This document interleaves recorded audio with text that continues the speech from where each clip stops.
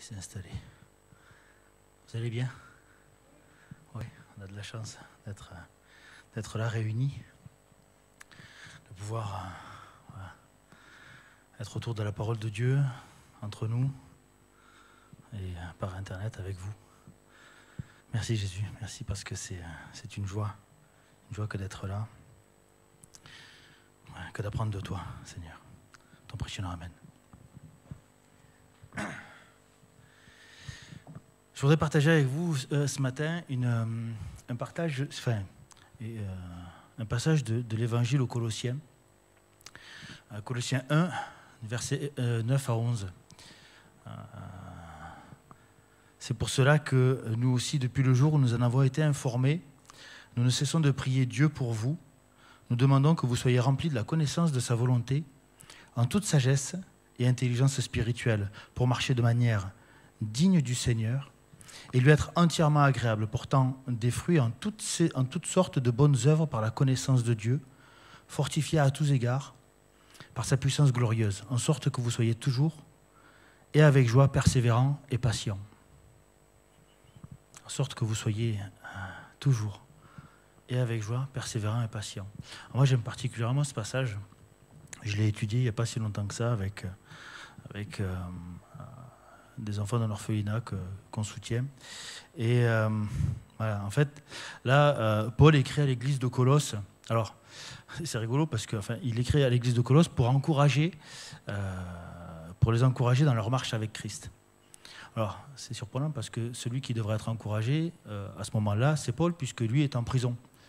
Donc, particulier quand même de demander aux gens d'encourager les autres alors que lui-même devrait en avoir besoin. Et l'encouragement, c'est quand même particulièrement important et encore plus dans cette saison. Je vais prendre l'exemple d'un sportif de haut niveau. Alors, on pourrait prendre le football parce que tout le monde parle du foot, mais moi je préfère le rugby. Hein? Voilà, en plus ça tombe bien. Un sportif de haut niveau, il a besoin de s'entraîner pratiquement quotidiennement. Il va s'entraîner au quotidien, toujours aller plus loin, toujours aller au-delà de ses performances pour que le jour du match, il soit au top niveau. Mais à ce jour de match, il va lui manquer un petit plus. Et il va demander un petit plus. Il va demander à ce qu'il y ait le public. Vous voyez, souvent, quand on voit des gens qui font du saut en longueur, ils se préparent après, alors je ne sais pas faire, mais ils se préparent et ils tapent des mains. D'accord, pour que le public puisse taper des mains avec lui. Il a besoin de ce petit plus, de ce petit encouragement. Pas pour être au-dessus des autres, hein, pas pour se sentir supérieur, mais il y a quelque chose qui va vibrer en lui. Et nous, c'est pareil.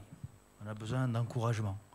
Nous aussi, on a besoin de ce petit truc en plus. Et encore plus quand on sait que dans notre nature humaine, naturelle, celle que nous avons reçue d'Adam et Ève, hein, cette nature pécheresse, si je pouvais dire, cette nature hein, qui est empreinte de doute, de culpabilité, les sentiments du monde, etc., on a besoin d'encouragement.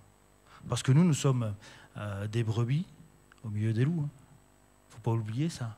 On vit dans un monde qui a été créé par Dieu, mais un monde qui ne veut pas de Dieu.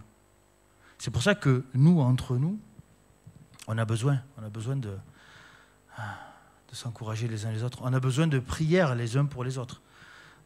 On a besoin d'être ensemble hein, dans le corps de Christ. Ensemble dans le corps de Christ. Et ça, c'est... Ouais. Dans cette église-là, on est tous membres à part entière. Même par théorie, dans l'église, on devrait être membre. Je dis devrait parce que on devrait servir l'Éternel avec un seul but, celui de glorifier son nom. Alors, c'est vrai qu'on a tous un rôle à jouer hein, dans une église, hein, dans le corps de Christ, et on va tous servir les uns pour les autres, mais pas pour soi, dans un seul but, celui de glorifier Dieu. Et c'est important de se rappeler que c'est pour glorifier Dieu. C'est un service. C'est un service, mais c'est un service qui nécessite aussi de l'encouragement.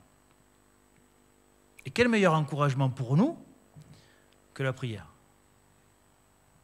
Quel meilleur service. Vous voyez, des frères et des sœurs prient pour moi, prient pour nous. C'est pas rien quand même. C'est pas rien, c'est pas taper dans les mains. D'accord? On prie pour nous. Et nos prières, elles sont adressées à Dieu. Elles sont adressées au roi des rois.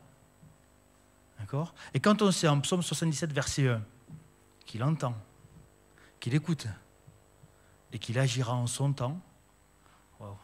Je pense que là, il n'y a pas plus bel encouragement. Il n'y a pas plus bel encouragement que la prière. Vous vous rendez compte? C'est énorme. Et là, dans l'Épître aux Colossiens, Paul sait que les fidèles de l'Église sont animés par l'Esprit de Dieu. C'est-à-dire qu'ils connaissent la parole, ils connaissent les promesses, ils connaissent Dieu, hein, on va dire, sur le papier. Mais malgré ce, Paul prie pour qu'ils soient remplis de la connaissance de sa volonté en toute sagesse et intelligence spirituelle. Parce que malgré toute la connaissance qu'on peut avoir, malgré toutes nos œuvres, pour l'éternel, hein, j'insiste bien, hein, pour l'éternel, c'est pas pour nous, hein, d'accord, malgré tout ce qu'on peut faire, tout entreprendre, on peut facilement tomber dans la routine, dans la facilité, dans le ouais, je fais parce que c'est bien. Parce que c'est bien. Mais Dieu, il ne veut pas que ça soit fait parce que c'est bien. Dieu, il n'attend pas ça. Dieu, il attend juste qu'on fasse pour sa gloire. Lui, il aurait pu faire des choses que pour lui. Non. Lui, il s'est mis à genoux devant ses disciples. Il a lavé les pieds de ses disciples. Il s'est rendu serviteur. Quel meilleur encouragement que le roi des rois qui se rend serviteur. Qui s'abaisse, qui lave les pieds. Particulier ça. Ça c'est, enfin, moi je trouve ça particulièrement touchant. Particulièrement. Et nous, dans nos vies, on fait quoi? C'est la question qu'on peut se poser. Hein. Qu'est-ce qu'on fait dans nos vies? Moi je pense que plus nous laissons notre place à Dieu dans nos vies, plus nous vivons avec l'Esprit de Dieu. Et plus nous vivons avec l'Esprit de Dieu, plus nous portons du fruit. Prenons un autre exemple. On a parlé des sportifs de haut niveau, mais nous-mêmes, quand on s'habille, un simple habit, c'est pas grand-chose, une simple chemise, une robe, quoi que ce soit. Mais cet habit, des fois, les gens nous voient avec nos habits. Ça peut plaire, ça peut ne pas plaire. Quand ça ne plaît pas, ne vous inquiétez pas, les gens nous le disent, ou nous le font savoir. Hein. Mais quand ça plaît, des fois, on peut se poser la question, pourquoi ça plaît? Et qu'est-ce qu'ils en font? Qu'est-ce que font les gens de cet habit que je porte moi? Même des fois, on va nous poser la question de où est-ce que tu as acheté ton habit pour que je puisse m'acheter le même? Vous imaginez si notre vie avec Christ, elle était comme cet habit? Si on pouvait refléter notre vie avec Christ, si on pouvait montrer notre vie avec Christ pour que les gens puissent en avoir envie.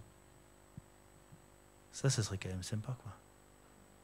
Si on pouvait, voilà, si on pouvait juste sauver des gens, aider des gens, hein, leur apporter la bonne parole, ne serait-ce que par notre façon de vivre. Ne serait-ce parce que nous témoignons. Nous témoignons de la vérité. Nous portons du fruit. Le fruit de l'esprit. La joie, la paix, la patience, la maîtrise de soi, la bonté, la bienveillance. Tout ça qu'on peut porter. L'amour. L'amour. C'est ça notre habit. L'habit qu'on doit porter, par théorie. Mais juste une seule chose. Glorifier l'Éternel. S'encourager. Prier les uns pour les autres. Mais pas que les uns pour les autres. C'est prier aussi pour, on va dire, les perdus. Mais les perdus, ça peut être mon frère, ma sœur, mes parents, mes amis, les gens que j'aime, hein, qui ne croient pas en Dieu. Parce que Dieu demande quelque part à ce qu'on prie pour tout le monde. Aimez-vous les uns les autres, ouais. Aimez-vous les uns les autres, même ceux que je ne devrais pas aimer, par théorie, dans ce monde-ci. S'encourager par la prière. Parce que Dieu agit. Dieu seul. Et en ce moment-là, dans cette saison-là, on a tous besoin d'encouragement. Prions. Prions, mes frères, les uns pour les autres. Amen.